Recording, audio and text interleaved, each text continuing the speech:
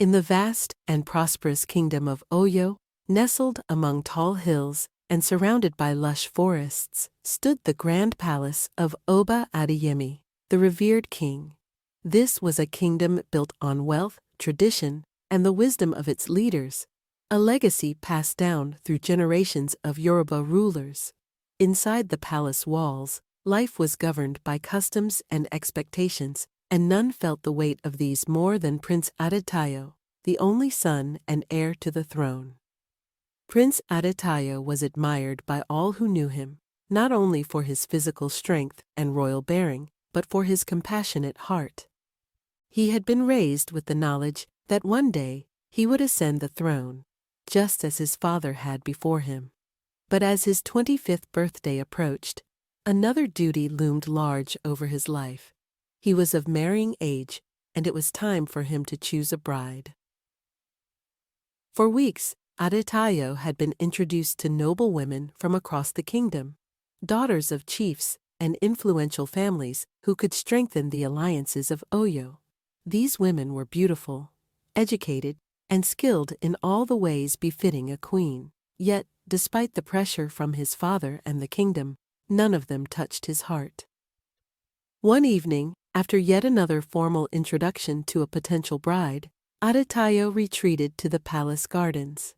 The sun was setting, casting a golden glow over the lush greenery and vibrant flowers that his late mother had lovingly tended to.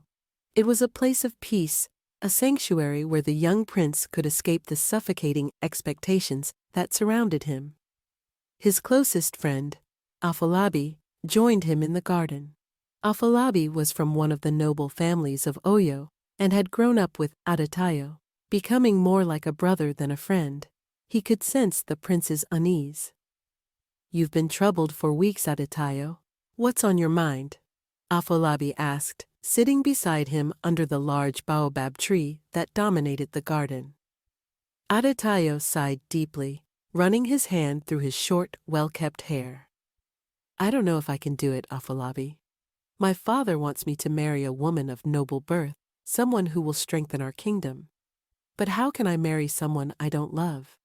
How can I tie my life to someone whose heart doesn't speak to mine?" Afolabi considered his friend's words carefully. "You are the prince, Adetayo. I understand the burden you carry, but love is a difficult thing to find, especially when duty binds you so tightly." Adetayo turned to him, a spark of an idea lighting up his eyes. What if I left the palace? What if I disguised myself as a commoner and went into the villages? I could meet people who don't know I'm the prince, who won't care about my title or my wealth. Perhaps there, I will find someone who loves me for who I am, not for what I am. Afolabi's eyes widened in surprise. "Leave the palace? Disguise yourself? That's dangerous, Adetayo. The world outside these walls is not as safe as you think. And your father—" "I will tell him of my plan," Adetayo interrupted. "I cannot live my life this way, trapped by expectations. I need to know if there is someone out there who will love me as a man, not as a prince." The following morning, Adetayo presented his plan to his father, the Oba. King Adeyemi was a stern man, wise and deeply rooted in the traditions of their people. He listened carefully as his son explained his desire to leave the palace, to disguise himself as a commoner, and seek love outside the confines of nobility. At first, the king was resistant. "Adetayo, you are the heir to the throne. Your marriage is not just a personal matter. It is a matter of the kingdom. You must marry someone who can strengthen Oyo, someone who understands the responsibilities of ruling." "But father," Adetayo replied, his voice steady but firm, "how can I rule wisely if my heart is not at peace? I cannot marry for power or wealth. I must marry for love.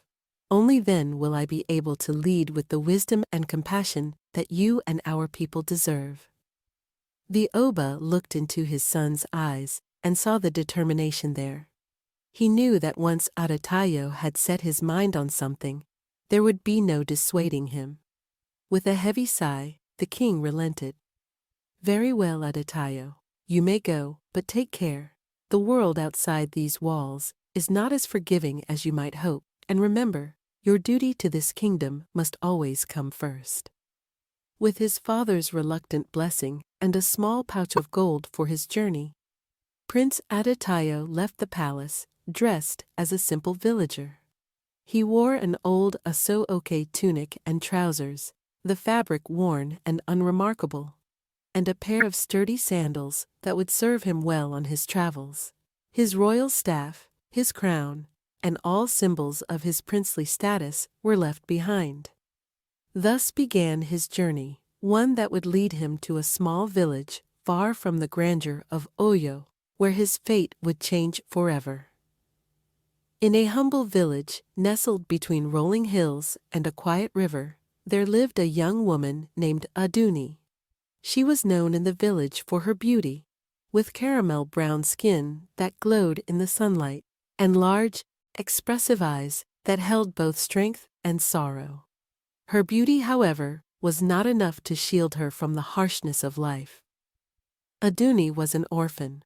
Her father, a kind and gentle man, had passed away when she was just a child, leaving her in the care of her stepmother, Iya. Her stepmother, however, was not a woman of kindness. Iya resented Aduni, seeing her as nothing more than a burden, a constant reminder of the husband she had lost. With her own children grown and married off, Iya had little patience or love for her stepdaughter. Aduni's days were filled with hard labor. She fetched water from the stream, carried firewood from the forest, and sold yams in the village market to earn what little they could. Despite her stepmother's cruelty, Aduni remained resilient. She clung to the memories of her father, whose words of wisdom and love gave her the strength to endure. Remember, Aduni, he had told her before he passed, no matter how hard life becomes, never lose hope. You are stronger than you know. One morning, as Aduni prepared to head to the stream to fetch water, her stepmother's sharp voice echoed through their small mud house. Aduni, lazy girl, get up, there's work to be done. You think you can sit around all day and do nothing? You are just like your father, always dreaming, always wasting time. Aduni quickly rose from her mat, her heart heavy with the weight of her stepmother's words. Yes, Iya, I am going now. She tied her faded iro and buba around her waist, picked up the large clay pot, and made her way to the stream. The path was familiar, winding through the forest, with the soft rustling of leaves and the distant sound of birds providing a small comfort. But even in this peaceful setting, Aduni's mind was filled with thoughts of her difficult life, the relentless demands of her stepmother, and the isolation she felt. As she knelt by the stream, filling her clay pot with water, she allowed herself to dream. She dreamed of a life where she was free from her stepmother's control, where she could find happiness and love, and where she was respected and valued. But these dreams seemed distant, like stars in the night sky, beautiful, but always just out of reach. It was at that moment that her life would change. As she stood up, balancing the heavy pot on her head, she heard a voice behind her. Good morning. Startled, Aduni turned to see a young man approaching her. He was dressed in simple clothes, much like any other villager, but there was something different about him. His posture was strong, his eyes kind, and his voice gentle. Good morning, she replied softly, unsure of who this stranger was or why he had spoken to her. May I help you with that? The young man asked, gesturing to the pot on her head. Aduni hesitated. It was unusual for anyone, let alone a stranger, to offer help so freely. But there was something in the man's eyes, a sincerity that made her feel safe. Reluctantly, she nodded. Thank you, she said quietly, as she handed him the pot. Together, they walked along the path back to the village, the silence between them comfortable. Adatayo, who had introduced himself simply as Tayo, was intrigued by this young woman. There was a quiet strength about her, a dignity that belied the worn fabric of her clothes and the hard labor she endured. As they walked, Tayo asked her about her life, her family, and the village. Aduni was hesitant at first, but there was something about this stranger that put her at ease. She found herself telling him about her father, about the kindness he had shown her, and the stories he had told her. Stories of love, honor, and resilience. My father used to say that no matter how difficult life gets, we must never lose hope, Aduni said softly, her voice tinged with the sadness of loss. Tayo listened intently, his heart stirred by her words. Her story resonated deeply with him. She had faced so many struggles, yet there was a quiet strength about her. As they neared the village, he found himself wanting to know more about her, wanting to understand the source of her resilience. They arrived at the small, modest house where Aduni lived with her stepmother. The house was made of mud and thatch, with a small garden at the side. It wasn't much, but it was home. "Thank you for your help," Aduni said as she reached for the pot. "It was no trouble at all," Tayo replied with a smile. "Perhaps I will see you again?" Aduni looked at him, her eyes filled with a mixture of curiosity and hesitation. "Perhaps," she said softly, before turning and walking toward the house. As Tayo watched her disappear through the door, he felt a deep connection forming, a connection he hadn't felt with any of the noble women he had met. There was something pure and unguarded about Aduni, something that drew him in. He didn't know how or why, but he knew he had to see her again. Over the next few weeks, Tayo found reasons to visit the village often. He would walk through the marketplace, observing the villagers as they traded goods and went about their daily lives. But his eyes were always searching for Aduni. He would find her selling yams at the market or fetching water from the stream, and each time, their conversations grew longer and more personal. Aduni, though wary at first, began to open up to Tayo. She spoke of her father's wisdom, of the hard life she lived under her stepmother's rule, and of her dreams for the future, dreams that seemed so far out of reach. In return, Tayo shared stories of his travels, though he carefully avoided any mention of his true identity as the prince. He wanted her to know him as a man, not as royalty. One evening, as the sun set over the village, casting a warm orange glow over the landscape, Tayo and Aduni sat together under the shade of the large baobab tree at the edge of the village. It had become their meeting place, a quiet spot away from the prying eyes of the villagers and the harsh words of Aduni's stepmother. "Do you ever dream of leaving this place?" Tayo asked, his voice soft as they watched the sunset. Aduni sighed. "I dream of many things, Tayo. I dream of a life where I am free, where I can make my own choices. But dreams are just that, dreams." "They don't have to be," Tayo replied, turning to look at her. "You deserve more than this life, Aduni. You deserve to be loved, to be happy." Aduni smiled sadly. "Happiness is not for someone like me, Tayo. I am an orphan, a girl with no wealth, no status. My stepmother reminds me of that every day." "You are more than that," Tayo said firmly. "You are strong, kind, and wise. You are everything I have been looking for." Aduni's heart raced at his words. She had grown fond of Tayo, but she didn't dare believe that someone like him could care for someone like her. After all, he was a traveler, someone who could leave the village at any moment. She couldn't afford to get her hopes up. "Why are you so kind to me?" she asked quietly, her eyes searching his face. Tayo hesitated for a moment, his heart full of emotion. He wanted to tell her the truth, to reveal who he really was, and why he had come to the village, but he wasn't ready. Not yet. Because you deserve kindness, Aduni. You deserve to be treated with respect, to be seen for who you truly are. Aduni looked away, her eyes filling with unshed tears. She had never heard words like these spoken to her before, not since her father's death, and though she wanted to believe them, there was a voice in the back of her mind telling her that this was too good to be true.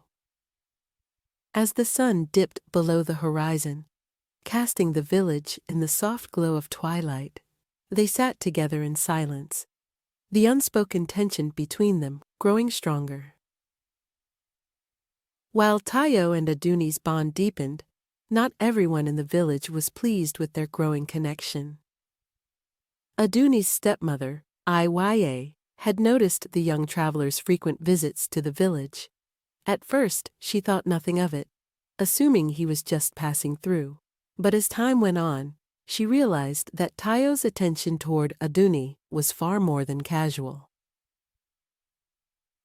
Iya was not a woman who easily gave up control, especially when it came to Aduni. She had plans for her stepdaughter, and those plans did not involve a poor traveler. In fact, Iya had already been in discussions with a wealthy merchant from a neighboring village, Chief Bamidele, who had shown interest in marrying Aduni. The merchant was older, far older than Aduni, but he was wealthy, and to Iya, that was all that mattered. One afternoon, as Aduni returned home from the market, Iya confronted her in the courtyard. "Aduni," she snapped, her voice filled with anger.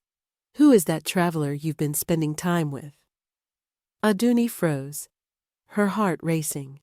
She had tried to keep her meetings with Tayo secret, but clearly her stepmother had noticed. "He is just a traveler, Iya," Aduni said, trying to keep her voice steady. "He has been kind to me, that is all." "Kind?" Iya scoffed. "Kindness will not put food on our table. Kindness will not marry you and take you off my hands. You are a fool if you think this man can give you anything." Aduni looked down, her heart sinking. She knew better than to argue with her stepmother. Iya was set in her ways, and nothing Aduni could say would change her mind. "I have made arrangements for you to marry Chief Bamidele," Iya continued, her voice cold and calculating. "He is wealthy, and he will take care of you. You will bring honor to this household." Aduni's eyes widened in shock. "But Iya, I do not want to marry him. I do not love him." "Love?" Iya spat, her eyes narrowing. "Love is a luxury you cannot afford. You are nothing without a man to take care of you, Aduni. This is your chance, and you will not ruin it with your childish fantasies." Tears welled up in Aduni's eyes, but she quickly blinked them away. There was no point in arguing with her stepmother. Iya had made up her mind, and there was nothing Aduni could do to change it.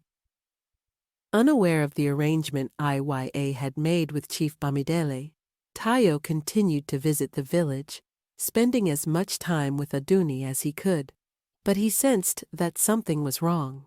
Aduni had become quieter, more distant, and the light that had once filled her eyes seemed to have dimmed. One evening, as they sat under the baobab tree, Tayo finally confronted her. "Aduni, something is troubling you. I can see it in your eyes. What is it?" Aduni hesitated, her heart heavy with the weight of her secret. She didn't want to burden Tayo with her problems, but she knew she couldn't keep it from him any longer. "My stepmother has arranged for me to marry a wealthy merchant," she said quietly, her voice barely above a whisper. "I do not want to, but I have no choice. If I refuse, she will make my life even more unbearable." Tayo's heart sank at her words. The thought of Aduni being forced into a marriage with a man she did not love, condemned to a life of misery, was unbearable. He wanted to tell her the truth, that he was not just a simple traveler, that he had the power to change her fate. But the time wasn't right. He wasn't sure if she would accept him once she learned his true identity. Would she see him as just another prince, bound by the same traditions and expectations that had dictated her life? "I won't let that happen," Tayo said firmly, his hand reaching for hers. "You deserve more than a life of servitude to a man you do not love." "But what can you do?" Aduni asked, tears brimming in her eyes. "You are just a traveler, Tayo. You have no power to stop her." Tayo squeezed her hand, his eyes filled with determination. "There is always a way, Aduni. We just have to find it." As the days passed, Tayo knew that he could no longer keep his secret from Aduni.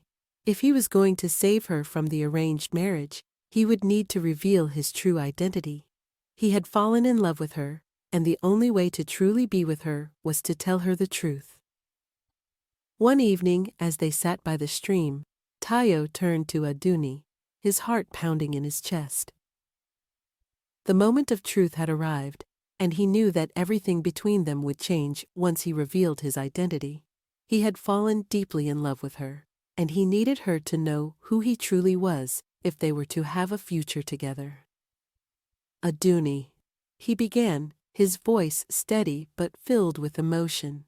"There is something I need to tell you. Something that I should have told you a long time ago." Aduni looked at him, her brows furrowed in concern. "What is it, Tayo? You can tell me anything." Tayo took a deep breath, gathering his courage. "I am not who you think I am. I am not just a traveler. My name is not simply Tayo.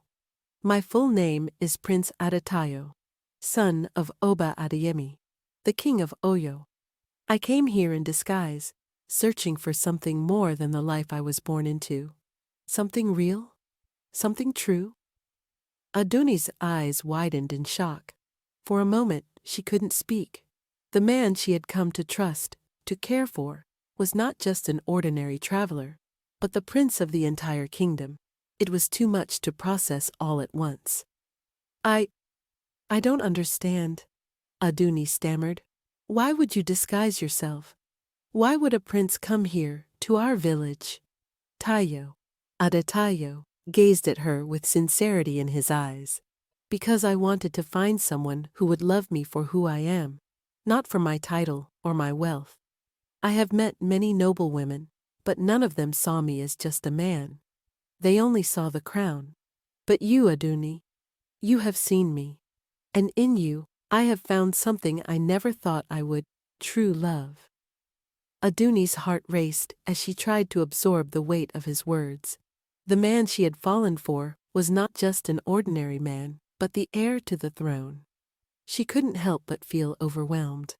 How could someone like her, a poor orphan with no status, ever be worthy of a prince? I don't know what to say," Aduni whispered, tears welling in her eyes. "I'm just a girl from this village. I have no wealth, no title. Your father will never accept me. The kingdom will never accept me." Adetayo gently took her hands in his gaze unwavering. "It doesn't matter where you come from, Aduni. What matters is who you are. You are kind, strong, and wise beyond your years. I don't care about wealth or status. I care about you, and I am willing to fight for us. I will go to my father and tell him everything. I will make him understand." Aduni shook her head, her tears falling freely now. "But what if he doesn't? What if the kingdom rejects me? I don't want to cause trouble for you or your people." "Let me worry about that," Adetayo replied softly. "I will speak to my father. I will make him see that love is more important than tradition or alliances. You are the woman I want to marry, Aduni. Nothing will change that." Aduni looked into his eyes and saw the truth in his words. Despite her fear and uncertainty, she knew that she loved him. She had never felt such a connection with anyone before, and though the path ahead was uncertain, she was willing to take the risk for him. "I trust you, Adetayo," she said, her voice trembling with emotion. "I love you." Aditayo's heart swelled with joy. He pulled her into a gentle embrace, holding her tightly as the sun set behind them, casting a warm glow over the village. In that moment, all the fear and uncertainty melted away, replaced by the certainty of their love. The next morning, Aditayo returned to the palace with a newfound sense of purpose. He knew that the path ahead would not be easy, but he was determined to fight for his love. He would not allow the weight of tradition or his father's expectations to stand in the way of his happiness. When he arrived at the palace, he was immediately summoned to the king's chambers. Oba Adeyemi sat on his grand throne, dressed in his majestic agbada, his face stern as always. The king had been expecting his son to return with news of a noblewoman to marry, someone who would strengthen the kingdom's alliances. But what he heard was something entirely different. "Father," Aditayo began, bowing before the king, "there is something I must tell you. During my travels, I met someone, a woman who is not from a noble family, but who has captured my heart. Her name is Aduni, and she lives in a small village far from the palace. She is kind, strong, and wise, and I wish to marry her." Oba Adeyemi's expression remained impassive as he listened to his son's words. For a long moment there was silence in the chamber, and the tension in the air was thick. "Aditayo," the king said slowly, his voice deep and measured, "you are the crown prince of Oyo. Your marriage is not just a personal matter. It is a matter of the kingdom. Alliances are built through marriage, and I expected you to choose someone who would strengthen our kingdom, someone of noble birth." "I understand, father," Aditayo replied, his voice steady. "But I believe that love is the foundation of a strong marriage, not wealth or status. Aduni may not be of noble birth, but she has a heart full of love, compassion, and wisdom. She will make me a better ruler, and together we will lead the kingdom with strength and kindness." The king was silent again, his eyes searching his son's face. Finally, after what felt like an eternity, Oba Adeyemi sighed deeply and leaned back in his throne. "You have always been different, Aditayo," the king said, his voice softening. "You have always followed your heart, even when it goes against tradition. Perhaps that is why you will make a better king than I ever was." Aditayo blinked in surprise. "Father, does that mean you approve?" The king nodded slowly. "I trust your judgment, my son. If you believe this woman will make you happy, then I will not stand in your way. But know this, the path you have chosen will not be easy. There will be those who question your decision, those who see this marriage as a weakness. You must be prepared to defend your choice, not just to me, but to the entire kingdom." Aditayo bowed deeply, his heart filled with gratitude and relief. "Thank you, father. I will defend my choice, and I will make you proud." With the king's blessing, Aditayo wasted no time.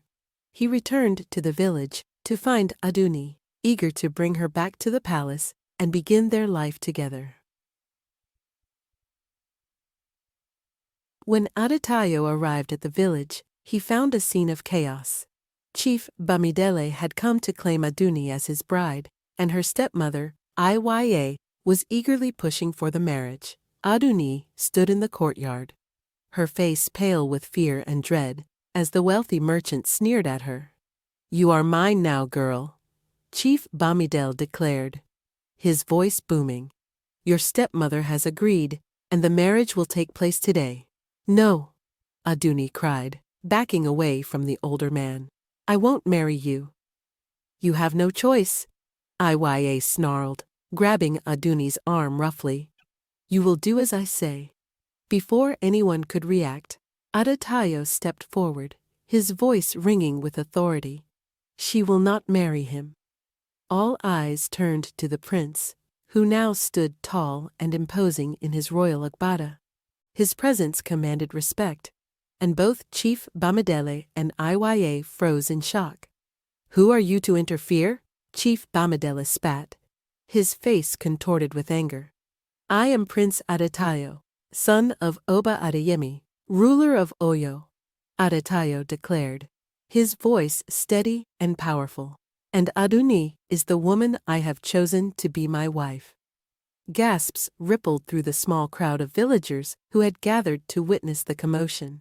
Chief Bamidele's face turned pale, and he stammered, unable to form a coherent response. Iya's face twisted in rage, but she knew there was nothing she could do against the prince's authority. Adetayo turned to Aduni, his expression softening as he reached for her hand.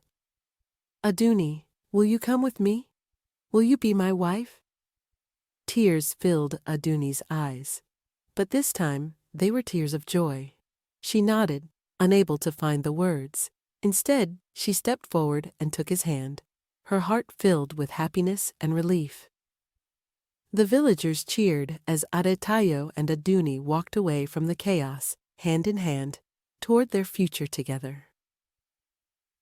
Adetayo and Aduni's wedding was a grand celebration. The palace was decorated with vibrant fabrics and traditional Yoruba ornaments, and the air was filled with the sound of drums and singing. Nobles and villagers alike gathered to witness the union of their prince and the woman he had chosen, despite her humble origins. Aduni, dressed in a rich, intricately beaded iro and buba, stood beside Adetayo as they exchanged vows before the kingdom and the gods. Her heart raced with emotions, joy, disbelief, and love, all swirling within her as she looked at the man who had chosen her above all others.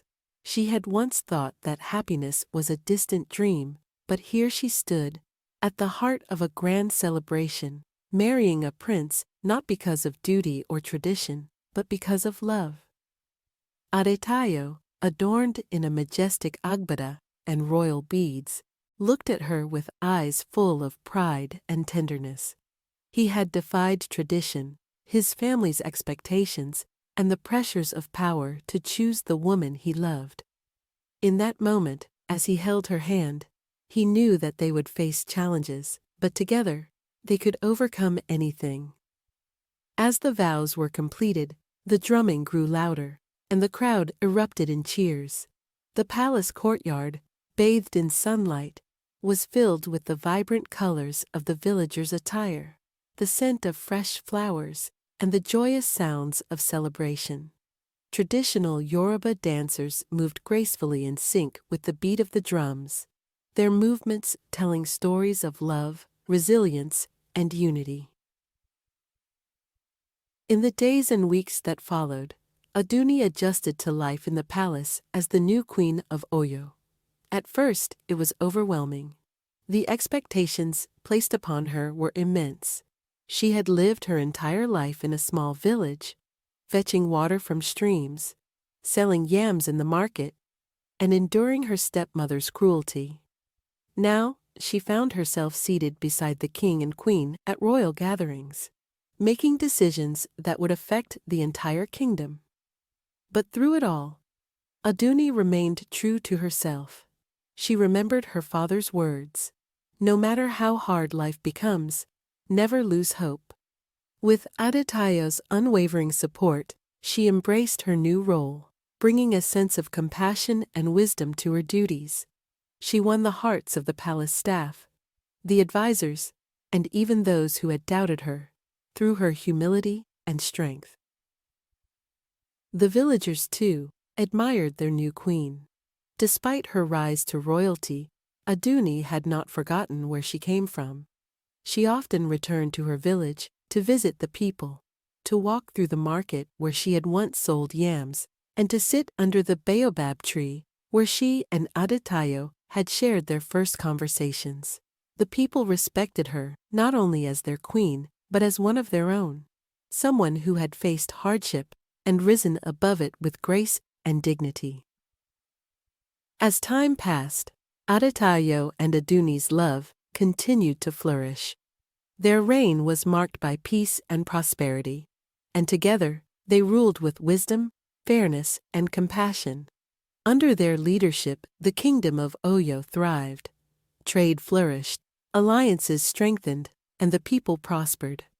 But more than anything, their reign was remembered for the love that they shared, a love that transcended social boundaries, a love that inspired their people to believe that anything was possible. Aduni, once a lonely orphan, now sat on the throne as a beloved queen. She had faced the cruelty of her stepmother, the despair of being forced into an arranged marriage, and the fear of the unknown. Yet, through it all, she had found love, happiness, and a sense of purpose. Adetayo, too, had grown as a ruler. He had learned that true leadership was not about power or titles, but about love and compassion. His decision to follow his heart, to choose Aduni despite the expectations of his family and the kingdom, had made him a better king. A king who understood that the strength of a kingdom lay not just in its wealth or alliances, but in the hearts of its people. Together, Adetayo and Aduni became a symbol of hope for their people. They showed that love could break down barriers, that tradition, while important, was not more valuable than the happiness of the human heart. Their story became the stuff of legends, told around firesides and passed down through generations. But even as their reign brought prosperity, their lives remained simple in the ways that mattered most. They often retreated to the royal gardens, where they could be alone together, away from the responsibilities of the crown. They would sit beneath the same baobab tree that had once shaded their early conversations, their hands entwined, reflecting on the journey that had brought them to this moment. One evening, as the sun set over the kingdom and the gardens were bathed in a warm golden light, Aduni turned to Adetayo with a smile. "Do you ever wonder how different our lives would have been if you hadn't come to the village?" Adetayo chuckled softly, his fingers gently brushing hers. "Every day. But I don't regret a single moment of it. If I hadn't gone to the village, I never would have found you. And without you, I wouldn't be the man, or the king, I am today." Aduni leaned against him, her heart filled with contentment. "I never imagined this would be my life. I was just a simple girl, trying to survive, dreaming of a better future." "And now look at you," Adetayo said, his voice full of admiration. "You are the queen of Oyo, but more importantly, you are my queen." They sat together in the fading light, the sounds of the kingdom's evening routine drifting around them. Despite the challenges they had faced, the doubts, the fear, and the sacrifices, they had found each other, and in finding each other, they had found themselves. Many years later, when Adetayo and Aduni were no longer the young prince and village girl they had once been, their love remained as strong as ever. Their children, raised in the spirit of love and unity, carried forward the lessons they had learned from their parents. Lessons about the importance of compassion, about the power of choosing love over duty, and about the strength that comes from staying true to oneself. The kingdom of Oyo continued to flourish under their guidance, but even more important than the prosperity they brought was the legacy of love they left behind. Their story became woven into the very fabric of Yoruba culture, a story told by griots and passed down from generation to generation. It was a story not just about a prince and his queen, but about the triumph of love over tradition, about the courage to follow one's heart, and about the strength that comes from unity and togetherness. And so, in the grand history of the kingdom, their names would forever be remembered. Adetayo, the prince who disguised himself to find true love, and Aduni, the orphan who became a queen. Their love, their legacy, lived on, long after the sunset on their reign, a reminder to all that love, above all else, is the truest strength of all. The end. Did you enjoy this story? Kindly let me know in the comments section. And do not forget to like, share, and subscribe for more interesting African folk tales. Bye, Bessies. See you on my next story.